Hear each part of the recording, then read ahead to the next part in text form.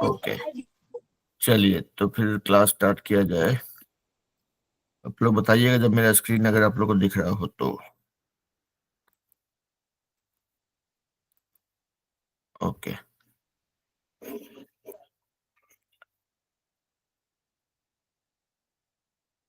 Screen देख पा रहे हैं अभी? Yes sir. ओके, चलिए व्हाइट स्क्रीन दिख रहा है अभी? यस। ओके, तो देखिए कल हम लोग अभी चैप्टर 2 कर रहे हैं हम लोग, मैथ का 10th ग्रेड का, जिसका नाम है पॉलिनॉमियल्स। तो हम लोगों ने कल देखा कि भाई पॉलिनॉमियल्स या बहुपदी जो भी है, तो उसका मतलब वही है कि अगर आप कोई इक्वेशन लिखते हैं ऐसे, या कोई समीकरण लिखते हैं इस तरह से, या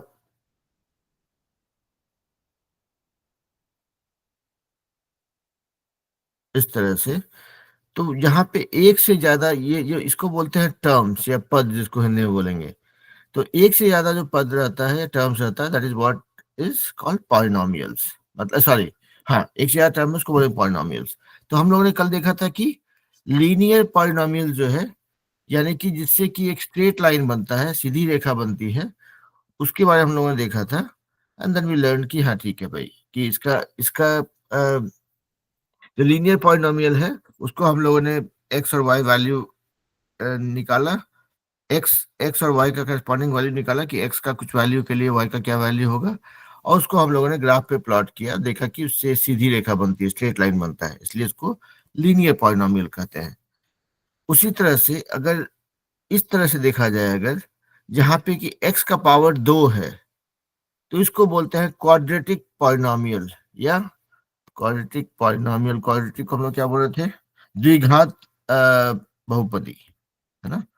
तो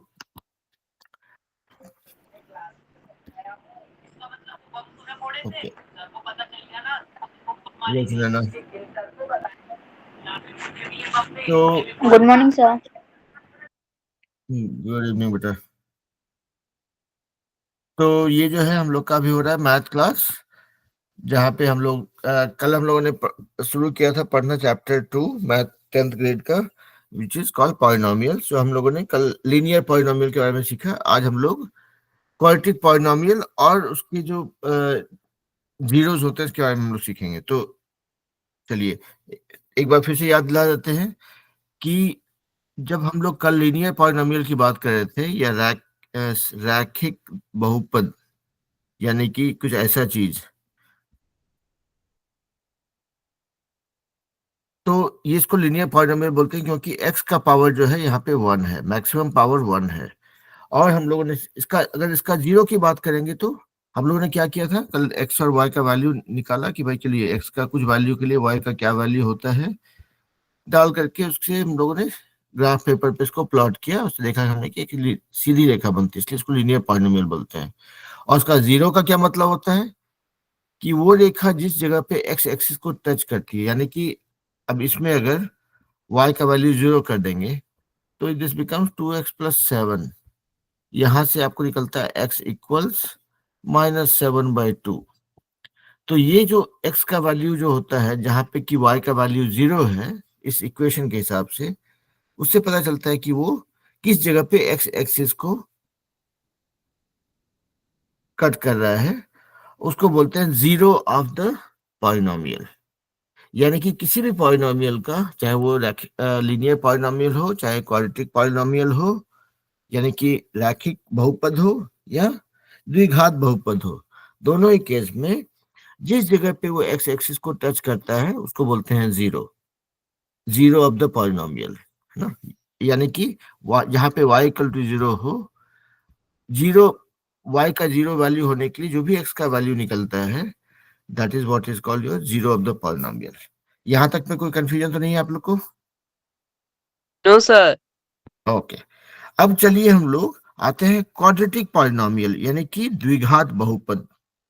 अब एक उदाहरण लेते हैं, y equal to let's say 2x² - 3।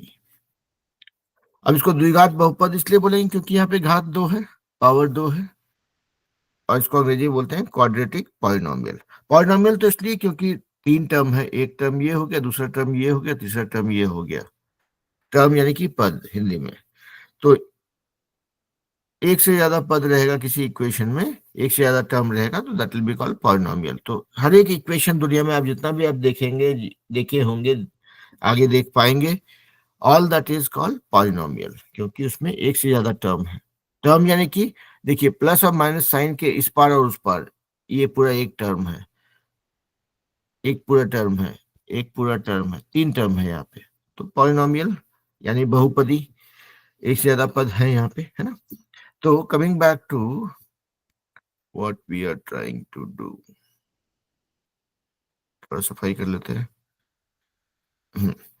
तो ये हमारे क्वाड्रेटिक पॉलिनोमियल है, यानी द्विघात बहुपद है।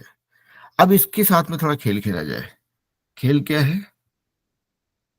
जो ममता दीदी बोलती है खेला होवे बंगाल में, तो वही खेला होगा अभी। इलेक्शन वाला नहीं, पढ़ाई वाला खेला। ये मान लिया जाए एक्स और वाई। हम लोग क्या करेंगे, इस क्वाड्रेटिक पॉलिनोमियल के लिए देखते हैं कि एक्स का किस वैल्यू के लिए वाई का क्या वैल्यू होता है, निकालते हैं। मान लिया जाए एक्स का वैल्यू हमने 0 रखा, तो क्या होगा? एक्स का वैल्यू 0 रखा तो हो गया, ये हो गया 0 -3, तो ये हो गया -3। एक्स का वैल्यू मान लिया जाए 1 रखा, तो क्या होगा? ये हो जाएगा 2 × 1 -3, यानी कि 2 -3 यानी कि -1। ठीक है। एक्स का वैल्यू 2 रखा, तो क्या हो जाएगा? ये 2 × 2 स्क्वायर, यानी कि 4, 4 × 2 8 -3, यानी हो गया 5। अब चलिए कुछ नेगेटिव नंबर भी रखते हैं। मान लिया जाए एक्स का वैल्यू हमने -1 रखा, तो फिर से ये -1 का स्क्वायर तो 1 ही हो जाएगा। तो 2 × 1 2 -3 यानी कि -1। फिर से 2 रखा, -2 रखा, सॉरी, तो -2 का स्क्वायर फिर से ये 4 हो जाएगा। तो 4 × 2 8 -3 5। तो देखिए आप लोगों ने क्या देखा यहाँ पे, एक्स का वैल्यू 0 है तो -3 है, 1 का वैल्यू, एक्स का वैल्यू 1 है तो -1 है, एक्स का वैल्यू -1 है तो भी -1 है, एक्स का वैल्यू 2 है तो 5 है, एक्स का वैल्यू -2 है तो भी वाई का वैल्यू 5 है। तो ये तो सिर्फ देखने का बात है, ये आपने ऑब्जर्व किया। अब इसको हम लोग अगर इस ग्राफ पे प्लॉट करते हैं कि भाई ये चलिए 1 2 3 4, यहाँ पे हो गया -1 -2 -3 -4। चलिए इसको हम लोग 2 2 करके रखते हैं, 2 4 6 8।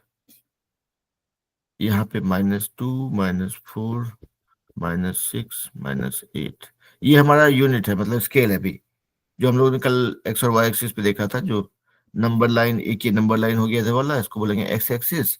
ये नंबर लाइन हो गया वर्टिकल वाला, इसको बोलेंगे वाई एक्सिस। तो देखिए एक्स का वैल्यू 0 है तो वाई का वैल्यू -3 है, तो एक्स का वैल्यू 0, वाई का वैल्यू -3, ये वाला पॉइंट। चलिए एक पॉइंट ये हो गया। एक्स का वैल्यू 1 है तो वाई का वैल्यू -1 है, एक्स का 1 है तो वाई का वैल्यू -1 है, दूसरा पॉइंट ये हो गया।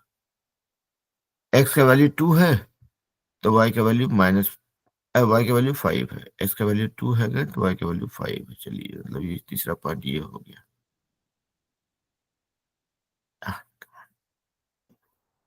कभी कभी ये इसको मेरा इशारा समझ में नहीं आता है, यानी 2 है तो 5 है। चलिए ये पॉइंट हो गया।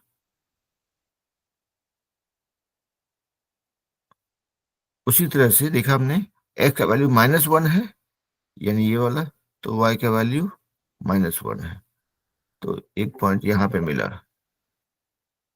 एक्स का वैल्यू -2 है तो वाई का वैल्यू 5 है, ये देखिए। ये सारा 5 को आप ऐसे ज्वाइन कर देंगे तो क्या बन गया, इसको बोलते हैं पराबोला। ठीक है। तो ये पराबोला जो बना, ये सीधी रेखा तो नहीं है, लीनियर इक्वेशन, लीनियर मतलब स्ट्रेट लाइन नहीं है, इसको पराबोला बोलते हैं। ये कर्व है, एक कर्व या वक्र जिसको हिंदी में बोलते हैं।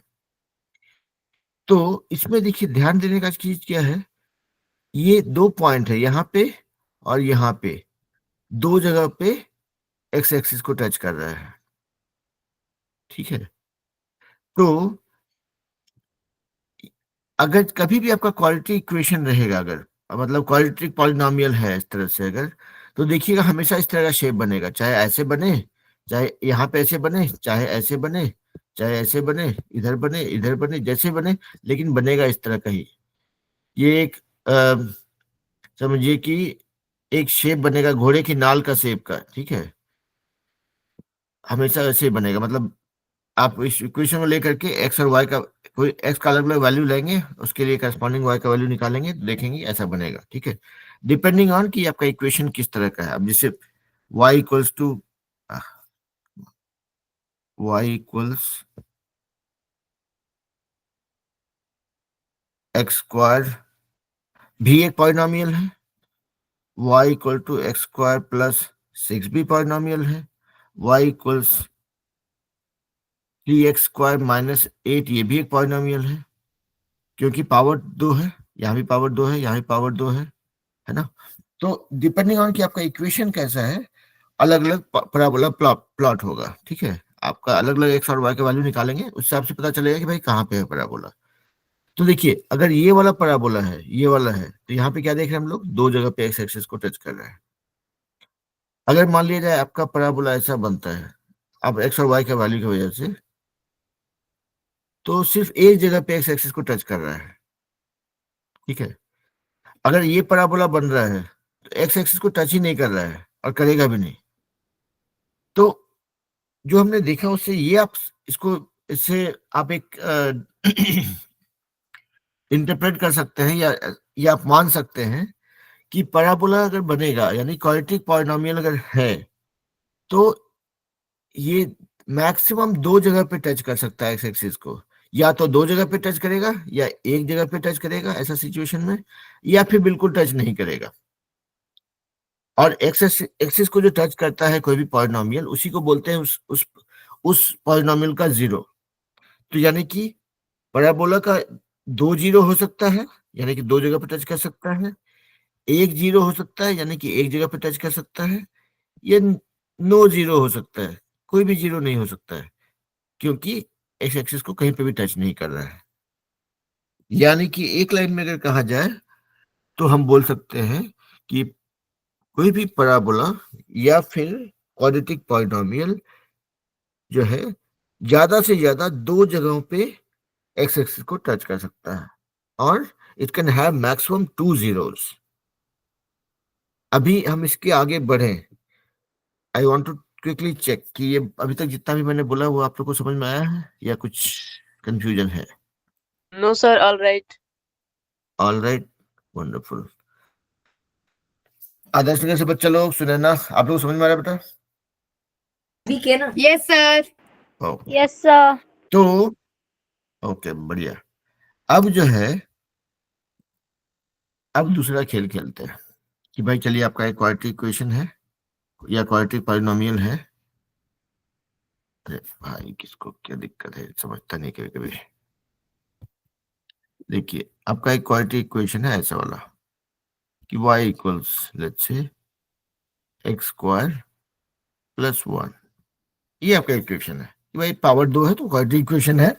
अभी तो हम लोगों ने देखा कि भाई इससे एक पैराबोला बनता है, मतलब घोड़े की नाल का शेप का कुछ चीज बनता है अगर हम ग्राफ पेपर पे ड्रॉ करते हैं। तो आप लोगों ने अभी तक क्या किया कि भाई चलिए एक टेबल बना लिया, बोला कि भाई एक्स का कुछ वैल्यू होगा, उसके लिए वाई का क्या वैल्यू निकलेगा। आपने सोचा कि अच्छा चलो एक्स का वैल्यू 1 रखते हैं तो क्या होगा, 2 रखते हैं क्या होगा, -1 रखते हैं क्या होगा, -2 रखेंगे क्या होगा, -4 रखेंगे क्या होगा। And you can make this table as big as you want, मतलब 5 10 जितना पॉइंट है आप निकाल सकते हैं। ये तो आपको निकालना है ना, आप बोलेंगे भाई चलो एक्स का -5 में कितना होता है वो भी देख लेते हैं, -10 में कितना होता है वो भी देख लेते हैं। पैराबोला आप देखेंगे अगर बन रहा है तो हजारों पॉइंट है, ये सारा पॉइंट है। तो आप जितना सारा पॉइंट सोचेंगे उतना उतना अच्छे से आप पैराबोला बना पाएंगे। तो कोई रोक नहीं रहा है इसको, आपको आप टेबल को जितना बड़ा चाहें उतना बड़ा कर सकते हैं। नाउ हमने देखा कि जीरो जब हम लोग लीनियर पॉलिनोमियल की बात कर रहे थे, यानी कि ऐसा सिचुएशन था कुछ कि लेट्स से 3x प्लस 8, ऐसा सिचुएशन था। तो इसको हम लोग लीनियर पॉलिनोमियल बोल रहे थे क्योंकि एक ही पावर है। आपने क्या किया कि अच्छा इसका जीरो निकालना है तो y का वैल्यू जीरो कर देंगे, और वहां पे उस केस में 3x का वैल्यू, सॉरी x का वैल्यू आप लोग निकाला कि भाई y का वैल्यू जीरो, यानी कि किस जगह पे वो x एक्सिस को टच कर रहा है। जहां पे भी x, ये x एक्सिस पे सारा y का वैल्यू जीरो होगा, है ना।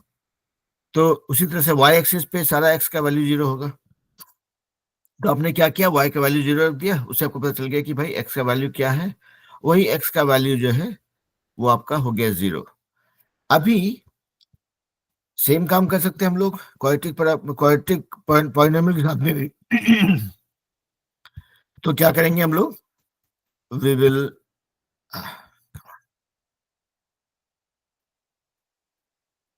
यहां पे भी y का वैल्यू जीरो कर देंगे, तो निकल जाएगा हमको उससे एक्स स्क्वायर प्लस वन। अब देखिए यहाँ पे एक्स स्क्वायर इक्वल टू हो जाएगा माइनस वन, तो यहाँ पे हो गया। उससे आपका एक्स का जो भी वैल्यू निकले वही जो है वही जगह पे वो एक्स एक्सिस को कट कर रहा होगा। लेकिन यहाँ पे देखने का बात यह है कि ये दिस इज माइनस वन, तो अभी अभी उसमें नहीं जाते हैं, ये अनरियल नंबर है ये, या इसको ये सॉल्व करने लायक नंबर नहीं है। तो ये आप मान के चलिए कि ये एक्स एक्सिस को टच नहीं कर रहा है, ठीक है। तो अभी अभी के लिए 1 मिनट के लिए मान लेते हैं कि इसका कुछ वैल्यू निकलेगा और उसको हम सॉल्व करेंगे। लेकिन जनरली अगर देखा जाए, एक अच्छा बढ़िया इक्वेशन लेते हैं तो उसको सॉल्व करने की कोशिश करेंगे। y equals 2x square minus 4, ठीक है। तो इसको सॉल्व करना होगा तो वही सेम काम करेंगे, y इक्वल टू जीरो कर देंगे,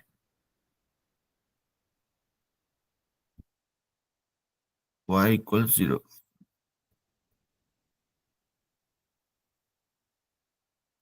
तो इससे हमको निकल जाएगा, इसको एक काम करते हैं, ये let's not take 2x square, let's take x square. तो यहां पे आपका निकल जाएगा एक्स स्क्वायर इक्वल्स 4,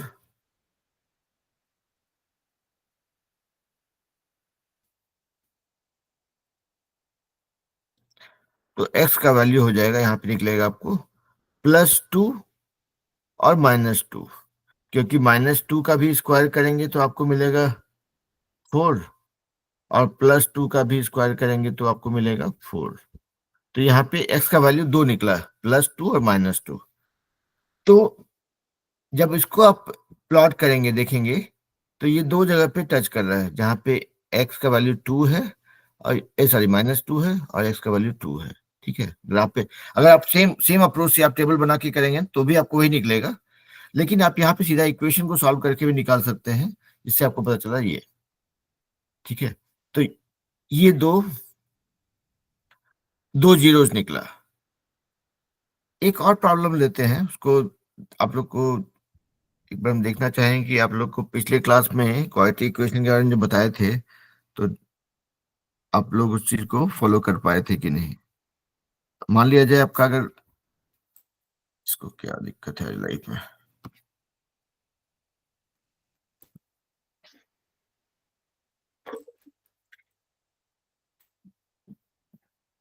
हम्म, तो मान लिया जाए आपका क्वाड्रेटिक इक्वेशन कुछ ऐसा है, y equals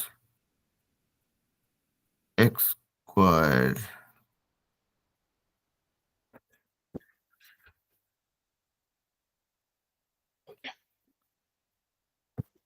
try to find out something so that I can draw it better।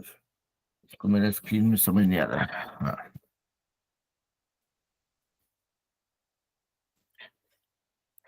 चलिए आपका अगर ऐसा इक्वेशन है,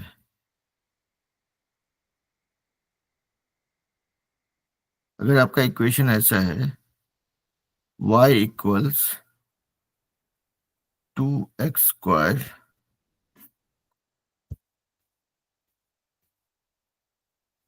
स्क्वायर माइनस 7x प्लस 10। इसको अगर सॉल्व करना हो तो कैसे सॉल्व करेंगे? सेम काम करेंगे, y इक्वल टू 0, y का वैल्यू 0 रखेंगे, तो उससे आपको पता चलेगा कि भाई x square minus 7x plus 10। अब इसको सॉल्व करना है तो इसको आपको फैक्टराइज करना पड़ेगा, या इसका गुणनखंड निकालना पड़ेगा। एक उपाय क्या होता है, ये 7 को आपको ब्रेक करना है दो पार्ट में, जिससे कि चलिए ये आप लोग के ऊपर छोड़ते हैं, अभी इसको let's not worry about this. अभी हम इसको I will just solve it just for the sake of being on time. तो यहाँ पे मेरा अप्रोच जो जो आप लोगों को पहले क्लास में सिखाया गया 9th क्लास में, उसमें क्या है कि इसको हमेशा देखते हैं इस फॉर्म में। कोई भी क्वाड्रेटिक इक्वेशन को हम लोग देखते हैं, स्टैंडर्ड फॉर्म ये होता है x plus b b b x plus b x plus c equal 0। ठीक है, इस फॉर्म में देखेंगे। ए क्या है, इसका कोएफिशिएंट है, बी क्या है, एक्स का कोएफिशिएंट है, और सी क्या है, ये लास्ट वाला कांस्टेंट है। ठीक है, तो यहां पे हम देखते हैं क्या, इसका और इसको मल्टीप्लाई कर दिए, ए और सी को मल्टीप्लाई कर दिए, कितना होता है 10 10।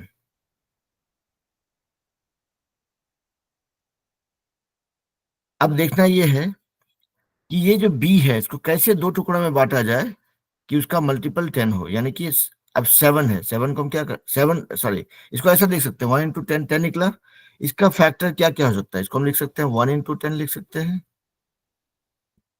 2 इंटू 5 लिख सकते हैं। ये दो तरीके से हम इसको ब्रेक कर सकते हैं इस 10 को, जो जो 10 निकला हमको इसको और इसको मल्टीप्लाई करने से, गुना करने से। तो अब देखिए 1 और 10 को जोड़ेंगे तो नहीं निकलेगा 7, 2 और 5 से 7 निकलता है। तो that is what we will do here. इस इक्वेशन में 2 और 5 को जोड़ने से 10 निकलता है। तो पहला काम ये किया हमने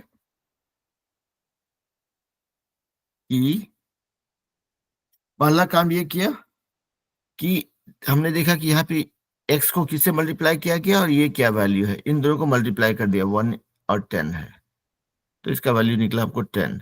अब देखना ये है कि 10 का 2 फैक्टर से अगर हमको 7 निकलता है क्या, तो हम लोगों ने देखा कि 1 इंटू 10 है भी 10 है, एंड 2 इंटू 5 भी 10 होता है, और ये 2 एंड 5 को अगर जोड़ा जाए तो ये 7 निकलता है। तो यहाँ पे हम लोग ये कर सकते हैं कि x square minus 2x minus 5x equal two plus 10। तो ये 7 -7x जो था, इसको हमने क्या किया, -2x और -5x, ये मिला करके -7x होगा। हम लोगों ने कुछ चेंज नहीं किया है, ये सारा कैलकुलेशन था सिर्फ निकालने के लिए कि भाई इसको तोड़ने की संभावना है क्या। तो हमको पता चला कि ऐसा तोड़ सकते हैं। तो इससे हम लोग क्या करेंगे, वी विल टेक x, ये दोनों को साथ में ले लेंगे, इस दोनों को साथ में ले लेंगे। यहाँ पे x कॉमन लिया तो निकला क्या, x -2। यहाँ पे -5 कॉमन लिया तो निकला इन दोनों के बीच में, तो यहाँ पे x और -2। तो यहाँ पे हमारा निकल गया फैक्टर। क्या फैक्टर निकला, इसको थोड़ा सफाई कर लिया जाए।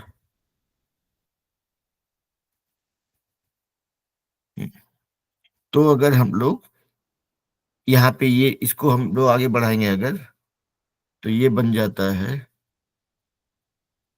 ये स्क्रीन ठीक से यूज नहीं किया जाए तो समय जगह की दिक्कत हो जाती है फिर। तो ये वाला पार्ट को हम लोग यहाँ से चलिए यहाँ ले आते हैं, तो ये इसको निकल सकता है, ये बन जाएगा आपका x -5, क्योंकि यहाँ पे देखिए x -2 इसमें कॉमन ही है, तो x -5 इंटू x -2। ये हम लोगों ने पहले सीखा है, फैक्टराइजिंग क्वाड्रेटिक इक्वेशन पिछले क्लास में सीखा है। लेकिन अगर दिक्कत हो तो हम लोग उसको दोबारा कर सकते हैं, कोई दिक्कत नहीं, अगले क्लास में हम उसको इस पे भी बात कर सकते हैं। क्योंकि क्वाड्रेटिक इक्वेशन को ब्रेक करने की जरूरत आपको पड़ेगी ही पड़ेगी हमेशा, कैसे सॉल्व करना है। तो यहां से हमको पता चल गया क्या, यानी कि x माइनस 5 इक्वल 0 या फिर x माइनस 2 इक्वल 0। हमारे तो हम लोगों ने क्या किया कि हमारा इक्वेशन था y equal to x square minus 7x plus 10। हम लोगों ने क्या किया, y का वैल्यू 0 कर दिया और फिर हम लोग उसको उसको फैक्टराइज करना चाह रहे हैं ताकि हमको x का वैल्यू निकल जाए। ठीक है, तो x का दो वैल्यू निकला, यहां से निकलेगा x इक्वल्स टू 5 और यहां से निकलेगा x इक्वल टू 2। ठीक है, तो ये सब करके क्या पता चला कि अगर हम लोग उसको देखेंगे क्वाड्रेटिक सॉरी कोऑर्डिनेट प्लेन में देखेंगे अगर, तो ये पैराबोला जो है यहाँ पे x का वैल्यू 2 है और जहाँ पे x का वैल्यू 5 है, इन जगहों पे क्रॉस करता है, तो ये 2 जीरो निकला यहाँ पे। ठीक है, देखिए किसने हाथ खड़ा किया। Good morning, good evening Sumant. तो ये तो अभी तक हम लोग का मैथ क्लास ही चल रहा है और आप आधा घंटा लेट से ज्वाइन किए, तो जो भी पढ़ाई हुआ है आप मिस कर गए हो सुमंत, आपको वीडियो देखना पड़ेगा बाद में। इसलिए मैं सबसे रिक्वेस्ट करता हूँ कि आप लोग टाइम पे ज्वाइन करेंगे तो जो है फिर मतलब एटलीस्ट मुझे कॉन्फिडेंस रहता है कि हाँ जो पढ़ाया गया सभी बच्चे फॉलो कर पा रहे हैं। अभी अगर हम फिर से शुरू करेंगे तो बाकी बच्चों के लिए थोड़ा टाइम का कमी हो जाएगा, तो आपको वीडियो देखना पड़ेगा, है ना। जो लोग भी लेट से ज्वाइन किए उनके लिए भी रिक्वेस्ट है कि आप लोग क्लास का वीडियो बाद में देख लेंगे तो रिवाइज कर पाएंगे, है ना। तो यहाँ पर देखा जाए कुल मिला के हम लोगों ने क्या किया कि एक क्वाड्रेटिक इक्वेशन को लिया,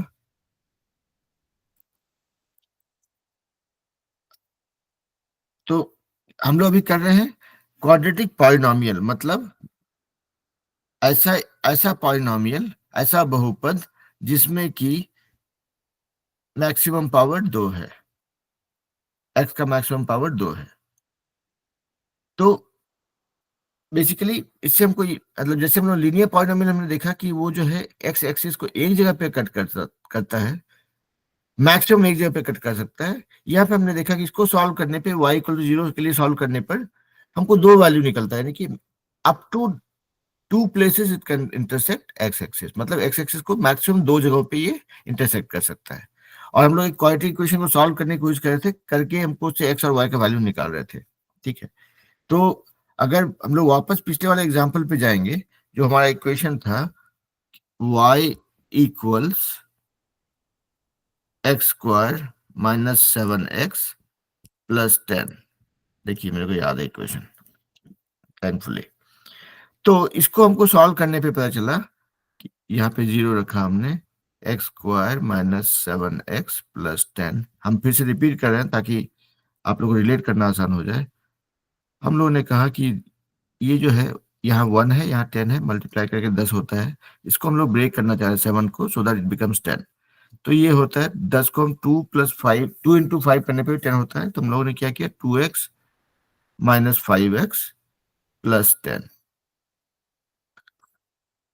तो इससे पता चला कि इस दोनों को साथ में ले लेंगे, इस दोनों को साथ में ले लेंगे तो यहाँ पे x कॉमन रखा आपने, x माइनस 2, यहाँ पे माइनस 5 कॉमन रखा आपने, तो x माइनस 2, यानी कि 0 इक्वल्स, ये दोनों कॉमन है इसमें, यानी कि इसको हम लोग ऐसे फैक्टर के रूप में लिख सकते हैं x minus 5 into x minus 2। इससे पता चला कि यहाँ पे x का वैल्यू 5 होगा अगर इसको 0 मानेंगे तो, और x का वैल्यू 2 होगा अगर इसको 0 मानेंगे तो। ठीक है, दो वैल्यू निकला। अब देखिए यहाँ पे क्या होता है, इसको तो यानी कि आपका दो जीरोज निकला, x equal to 5 x equal to 2। अब देखिए यहाँ पे come on,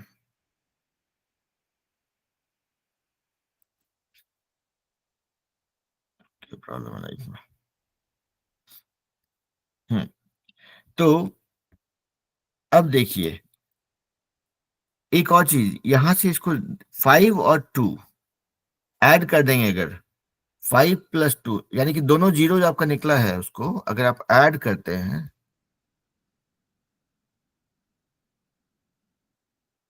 और उसके आगे माइनस साइन लगा देते हैं, तो then this is your this value. ठीक है, और इसको मल्टीप्लाई कर देते हैं, then this is your value.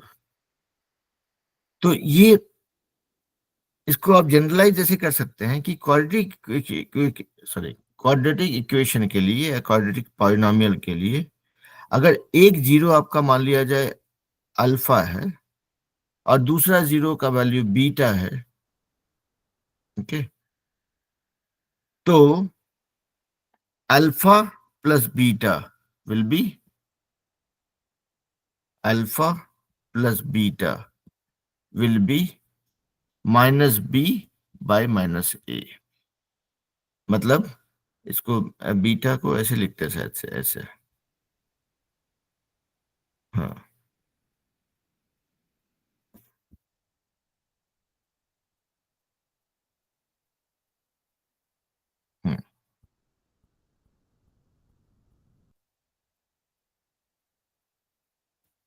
Okay. ये अगर आपका एक जीरो अल्फा है, दूसरा जीरो बीटा है, तो आप देखेंगे अल्फा प्लस बीटा जो हम लोगों ने यहाँ पे देखा is equal to minus of b by a. यहाँ पे बी क्या है, देखिए इसको आप हमेशा कोई भी क्वाड्रेटिक इक्वेशन देखते हैं तो उसको आप हमेशा देखिए, उसका स्टैंडर्ड फॉर्म ये होता है y equal a x square plus b x plus c, जहाँ पे ए जो है एक्स का कोएफिशिएंट है यानी एक्स का गुणक है, बी जो है एक्स का गुणक, सॉरी, ए जो है एक्स स्क्वायर का गुणक है, बी जो है एक्स का गुणक है और सी जो है कांस्टेंट है, ठीक है, कोई भी क्वाड्रेटिक इक्वेशन में।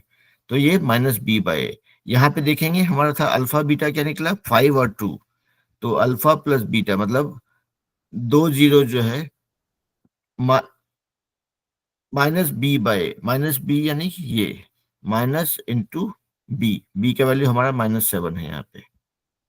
ए क्या है, एक्स स्क्वायर का गुणनखंड है, गुणक है, तो 1 है वहां पे, हमारा 1 है यहाँ पे, तो 1 रहेगा, दिस बिकम्स 7, ठीक है।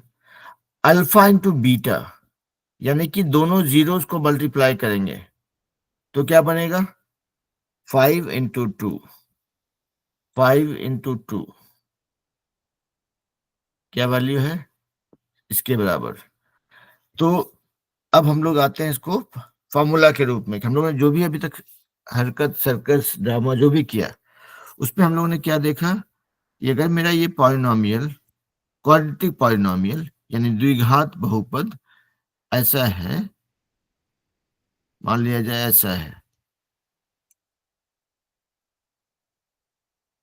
ऐसा है अगर, तो इसको आप हमेशा पहले देखेंगे कि भाई इसको द्विघात बहुपद है तो स्टैंडर्ड फॉर्म जो होता है क्वाड्रेटिक इक्वेशन का उसके साथ में रिलेट कर देंगे कि भाई ए का वैल्यू 2 है, बी का वैल्यू 6 है और सी का वैल्यू -8 है, ठीक है, ये रख लीजिए।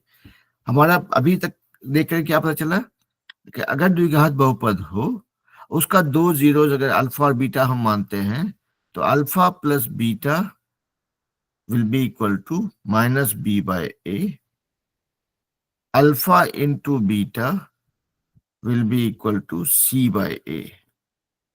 अगर आपका ये इक्वेशन के साथ में अगर हिसाब किताब करना होगा तो देखिए यहाँ पे b का वैल्यू क्या है 6 है, तो -6 बाय ए का वैल्यू कितना है 2, तो निकल गया -3। क्या निकला कि अगर कोई द्विघात बहुपद हो उसमें तो उसके दो जीरोस जो होंगे उसको जोड़ने पर उसका वैल्यू होगा -3। ये फार्मूला नहीं, फार्मूला ये है, ये वाला पार्ट फार्मूला है, ये तो हम लोग कैलकुलेट किए हैं। अगर द्विघात बहुपद का दो जीरोस अल्फा और बीटा हो तो उसका गुणनखंड नहीं, उसका गुणक या उसको मल्टीप्लाई करने पर if you multiply the two zeros of a quadratic polynomial the value will be equal to c by a। अब यहाँ पे c क्या है, इस इक्वेशन में अगर देखें तो c क्या है -8 बाय a का वैल्यू कितना है 2, तो ये हो गया -4। तो अभी तक जो हम लोगों ने किया उसको अगर समराइज किया जाए, उसका अगर एक सारांश निकाला जाए तो हम लोग क्या है, इस चैप्टर का पूरा सारांश यही है कि कोई भी पॉलिनोमियल की बात करें मतलब एक इक्वेशन जिसमें एक से ज्यादा पद हो, एक से ज्यादा टर्म हो, चाहे देखिए ये सभी पद हैं या टर्म है। तो पॉलिनोमियल आपका इस तरह से हो सकता है y2 always let's say 7x minus 1।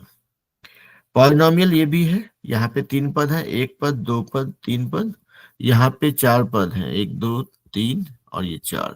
ये 4 इसको पद बोलते हैं हिंदी में, अंग्रेजी में टर्म्स। तो ये भी पॉलिनोमियल है क्योंकि यहाँ पे 3 टर्म है, ये भी पॉलिनोमियल है क्योंकि यहाँ पे 4 टर्म है।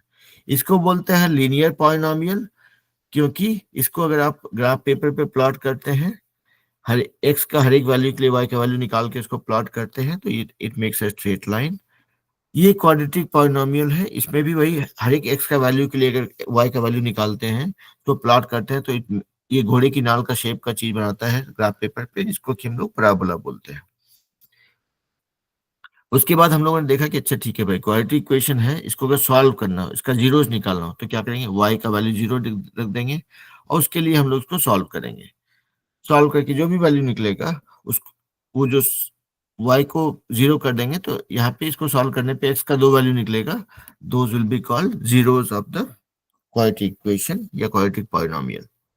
0 मतलब वो 2 वैल्यू x का हमको पता चलेगा x एक्सिस पे, जहाँ पे कि ऑब्वियसली y का वैल्यू 0 होगा, और इसको ऐसे सोच सकते हैं कि ये 2 जगह पे x एक्सिस को इंटरसेक्ट कर रहा होगा। ठीक है, उसके बाद हम लोगों ने देखा कि भाई अगर सॉल्व करते हैं एक क्वाड्रेटिक इक्वेशन को, तो उससे मैक्सिमम 2 आंसर निकल सकता है। तो 2 आंसर जो निकला उसको 2 जीरोस बोलेंगे। तो वो 2 जीरोस जो होता है, उसका एक और ऑब्जर्वेशन किया था कि अगर वो दोनों जीरोस को आप जोड़ देंगे तो that B equal to -b/a। -b/a मतलब ये standard form of a quadratic equation साथ में रिलेट करेंगे।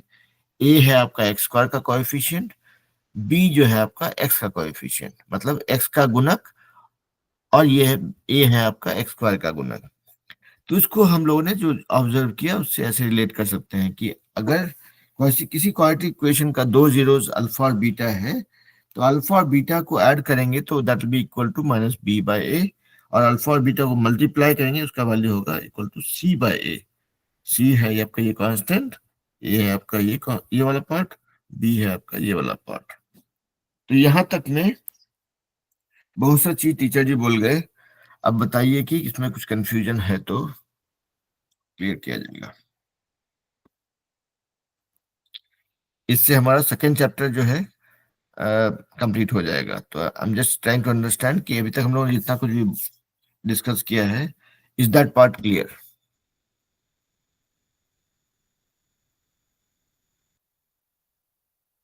हाँ या ना में कुछ तो बताएंगे। Yes, sir. Clear है. क्लियर है? sir.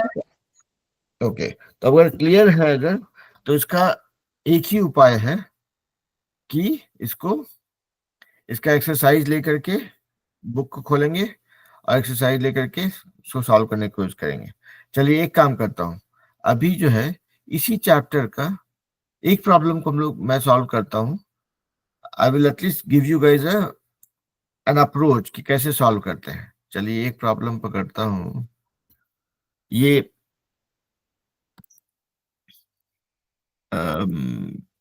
के एक प्रॉब्लम को हम रीड करेंगे। I just read it for you guys, then will try solving it.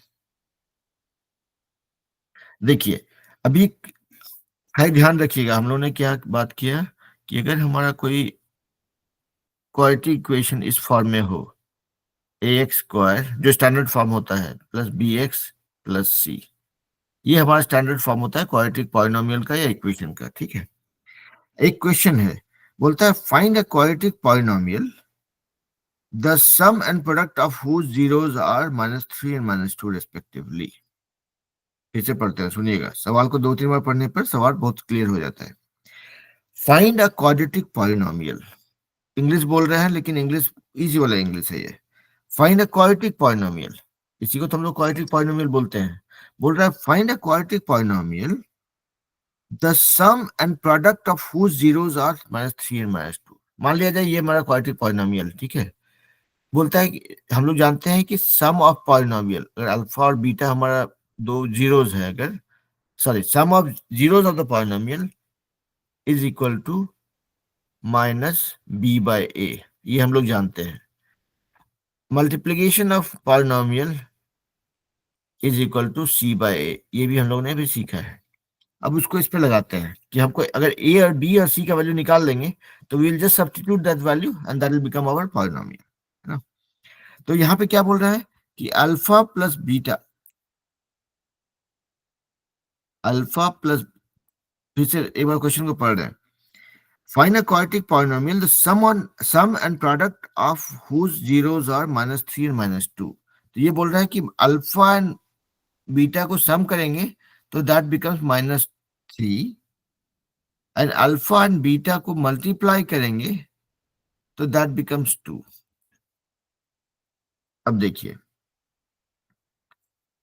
तो यहाँ पे क्या, अब अल्फा और बीटा जो है, इसको देखिए, alpha plus beta this equals minus b by a, तो okay, minus b by a equals -3, यानी हम बोल सकते हैं कि बी बाय ए इक्वल्स 3, ठीक है, यानी कि बी का वैल्यू जो है इज इक्वल टू 3a। एक चीज तो निकला। दूसरा बोलता है alpha into beta equal to 2, यानी कि c by a equal to 2। तो ये हो गया आपका c by a equal to 2, यानी सी इक्वल टू 2a, ठीक है। तो b का वैल्यू 3a के बराबर है, c का वैल्यू 2a के बराबर है, ठीक है। तो अब मान लिया a के जगह पे अगर आपने 1 रख दिया तो b का वैल्यू हो जाएगा 3a, यानी 3, c का वैल्यू हो जाएगा 2a, यानी 2। तो आपका एक इक्वेशन क्या बन जा रहा है, a की जगह पे 1, b की जगह पे 3, c की जगह पे 2। तो आपका, अगर हम लोग इसको सफाई कर लें, अगर a का वैल्यू 1 है, b का वैल्यू 3 है, c का वैल्यू 2 है, तो y equal to a x square plus b x plus c, ठीक है। तो हम लोग ये a का वैल्यू 1 है, b का वैल्यू 3 है, c का वैल्यू 2 है, तो हम इसको ऐसे लिख सकते हैं y equal to 1x square plus b की जगह पे 3x प्लस c की जगह पे 2, हो गया काम।